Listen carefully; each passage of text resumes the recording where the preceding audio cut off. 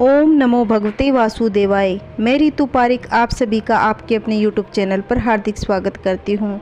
आज हम सुनेंगे संतान सप्तमी की कथा। संतान सप्तमी व्रत भाद्रपद मास के शुक्ल पक्ष की सप्तमी तिथि के दिन किया जाता है। यह व्रत मुख्य रूप से विवाहित स्त्रियों द्वारा ही किया जाता है। दुबड़ी सातें संतान सप्तमी व्रत करने से संतान प्राप्ति, संतान सुख तथा संतान की रक्षा के लिए किया जाता है। इस व्रत के दौरान शिव तथा गौरी की पूजा आराधना की जाती है। संतान सप्तमी को दुबड़ी सातें के नाम से भी जाना जाता है। संतान सप्तमी के दिन व्रत रखने से महिलाओं को संतान ही नहीं, उन्हें भगवान शंकर और माता पार्वती के आशीर्वाद से गणेश जैसी तेजस्वी संतान की प्राप्ति होती है। आइए अब संतान सप्तमी की कथा सुनते हैं।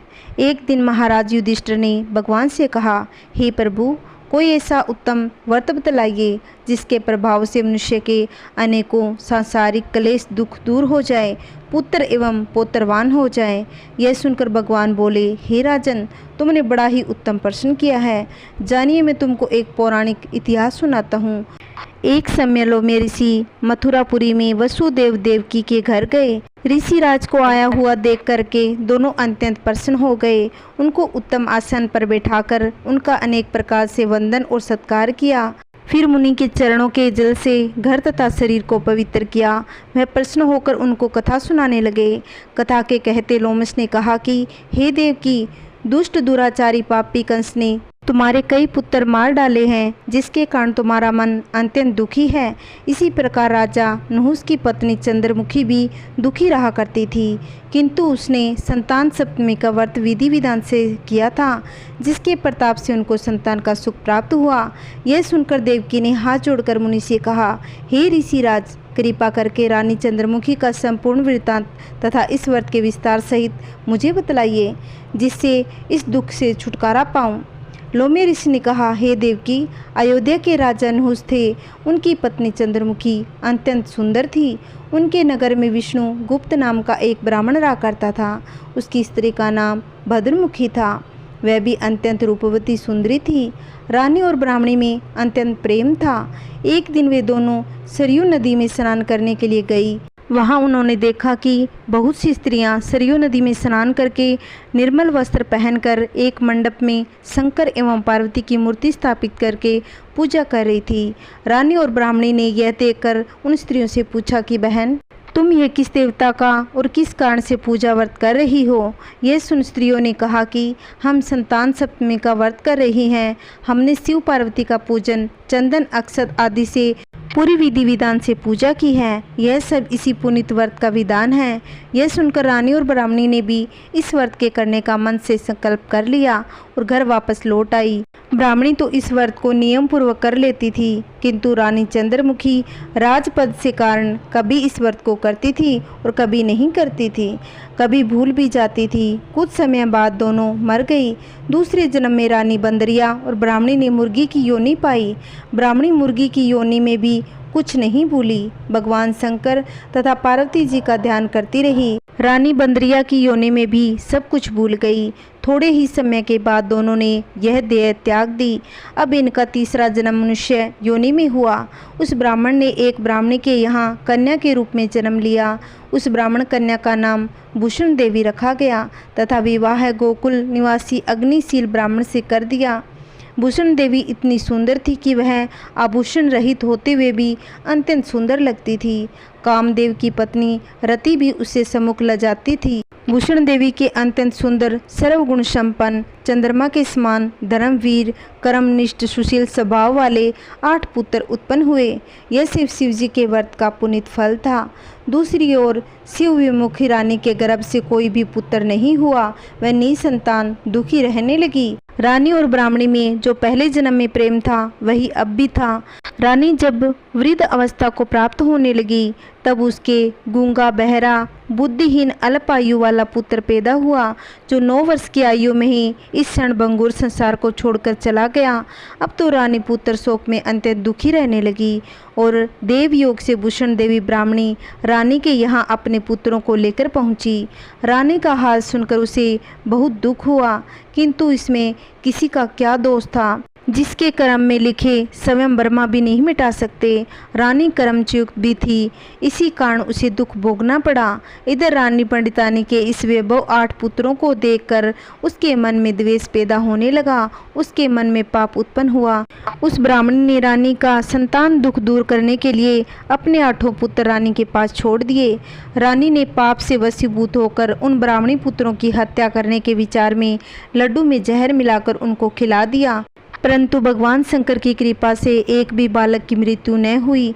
यह देखकर तो रानी अत्यंत आश्चर्य में पड़ गई कि इस रहस्य का पता लगाने को मन में ठान ली। भगवान की पूजा से निर्वित होकर जब भूषण देवी आई तो रानी ने उससे कहा कि मैंने तेरे पुत्रों को मारने के लिए इनको जहर मिलाकर लड्डू खिला दिए, किंतु इसमें से एक भी नहीं मरा। तूने कौन सा दान पुण्य व्रत किया है जिसके कारण तेरे एक भी पुत्र नहीं मरे? तू नित्य नए सुख भोग रही है, तेरा बड़ा सौभाग्य है। इसका भेद तो मुझसे स्पष्ट होकर समझा, मैं तेरी बड़ी ऋणी रहूंगी। रानी के ऐसे दिन वचन सुनकर भूषण ब्राह्मणी कहने लगी, सुनो, तुमको 3 जन्म का हाल कहती हूँ, सो ध्यानपूर्वक सुनना। पहले जन्म में तू राजा नूस की पत्नी थी, तुम्हारा नाम चंद्रमुखी था, मेरा भद्रमुखी था और मैं ब्राह्मणी थी। हम और तुम दोनों अयोध्या में रहते थे। तेरे और मेरे बीच में बड़ा ही प्रेम था। एक दिन हम तुम दोनों सरयू नदी में स्नान करने गई। दूसरी स्त्रियों को संतान सप्तमी का उपवास शिवजी का पूजन अर्चन करते देखकर हमने इस उत्तम व्रत को करने की प्रतिज्ञा की थी, किंतु तुम सब भूल गई और झूठ बोलने का दोष तुमको लगा, जिसे तुम आज भी भोग रही हो। मैंने इस व्रत को आचार विचार सहित नियम पूर्वक सदैव किया और आज भी करती हूँ। दूसरे जन्म में तुमने बंदरिया का जन्म लिया और मुझे मुर्गी की योनि मिली। भगवान शंकर की कृपा से इस व्रत के प्रभाव तथा भगवान को इस जन्म में भी न भूली और निरंतर उस व्रत को नियम पूर्वक करती रही। तुम अपने बंदरिया के जन्म में भी सब कुछ भूल गई। मैं तो समझती हूँ कि तुम्हारे ऊपर यह तो भारी संकट है, उसका एकमात्र यही कारण है, दूसरा कोई इसका कारण नहीं हो सकता। इसलिए मैं तो कहती हूँ आप सब संतान सप्तमी के व्रत की विधि सहित पूजा करिए और व्रत करिए, तुम्हारा यह संकट दूर हो जाएगा। लोमस ऋषि ने कहा, देवकी भूषण ब्राह्मणी के मुख से अपने पूर्व जन्म की कथा तथा संकल्प इत्यादि सुनकर रानी को पुरानी बातें याद आ गई और वह पश्चाताप करने लगी तथा भूषण ब्राह्मणी के चरणों में पड़कर क्षमा याचना करने लगी। भगवान शंकर पार्वती जी की अपार महिमा के गीत गाने लगी। उस दिन से रानी ने नियम पूर्वक संतान सप्तमी का व्रत किया, जिसके प्रभाव से रानी संतान सुख भी मिला तथा संपूर्ण सुख भोग कर रानी शिवलोक को गई।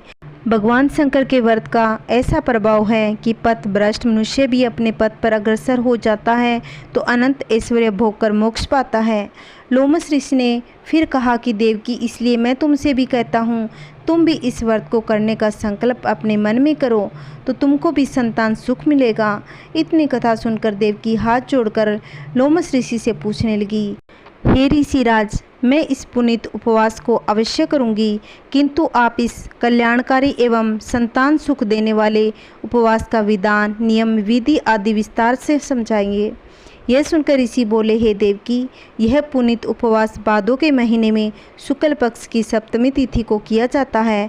उस दिन ब्रह्मा मुहूर्त में उठकर किसी नदी अथवा कुएं के पवित्र जल में स्नान करके स्वस्थ वस्त्र धारण करें। फिर शिव शंकर तथा माता पार्वती की मूर्ति की स्थापना करें। इन प्रतिमाओं के सम्मुख सोने चांदी की तारों अथवा रेशम का एक गड्ढा बनावे। उस गड्ढे में 7 गांठें लगानी चाहिए। इस गड्ढे को धूप, दीप, अष्टगंध से पूजा करके अपने हाथ में बांधें और भगवान शंकर के अपनी कामना सफल होने की प्रार्थना करें। तदंतर 7 पुआ बनाकर भगवान का भोग लगाएं और साथ ही पुआ एवं यथाशक्ति सोने अथवा चांदी की एक अंगूठी बनवाकर इन सब को एक तांबे के पात्र में रखकर उनका षोडशोपचार विधि से पूजन करके किसी सदाचार धर्मनिष्ठ सत्य पात्र ब्राह्मण को दान देवें। उसके बाद 7 ही पुआ स्वयं प्रसाद के रूप में ग्रहण करें। इस प्रकार इस व्रत का पारण करना चाहिए। प्रति मास की शुक्ल पक्ष की सप्तमी तिथि के दिन हे देव की इस व्रत को इस प्रकार नियम पूर्वक पाप नष्ट होते हैं और भाग्यशाली संतान उत्पन्न होती है तथा अंत में शिवलोक की प्राप्ति होती है। हे देवकी, मैंने तुमको संतान सप्तमी का व्रत संपूर्ण विधान विस्तार सहित कहा है, उसको सब तुम नियम पूर्वक करो, जिसे तुमको उत्तम संतान प्राप्त होगी। इतनी कथा कहकर भगवान आनंद कंद श्री कृष्ण ने धर्म अवतार युधिष्ठिर से कहा कि श्री लोमस ऋषि इस प्रकार हमारी माता को शिक्षा देकर चले गए। ऋषि के कथा अनुसार हमारी माता देवकी ने इस व्रत को नियम पूर्वक किया, जिसके प्रभाव से हम उत्पन्न हुए। यह व्रत विशेष रूप से स्त्रियों के लिए कल्याणकारी है, परंतु पुरुषों को भी समान रूप से कल्याणदायक है। संतान सुख देने वाला, पापों को नाश करने वाला यह उत्तम व्रत है, जिसे स्वयं भी करें और दूसरों को भी कराएं। नियम पूर्वक जो भी इस व्रत को करता है, भगवान शंकर एवं पार्वती के सच्चे मन से आराधना करता है, वह अवश्य ही शिवलोक को प्राप्त होता है। संतान सप्तमी के दिन जो महिलाएं बच्चे का सुख नहीं भोग पा रही है, वह निर्जला व्रत रखकर भोलेनाथ को सूती का डोरा अर्पित करें। संतान सप्तमी की कथा का श्रवण करें। पूजा के बाद इस डोरे को अपने गले में धारण करें।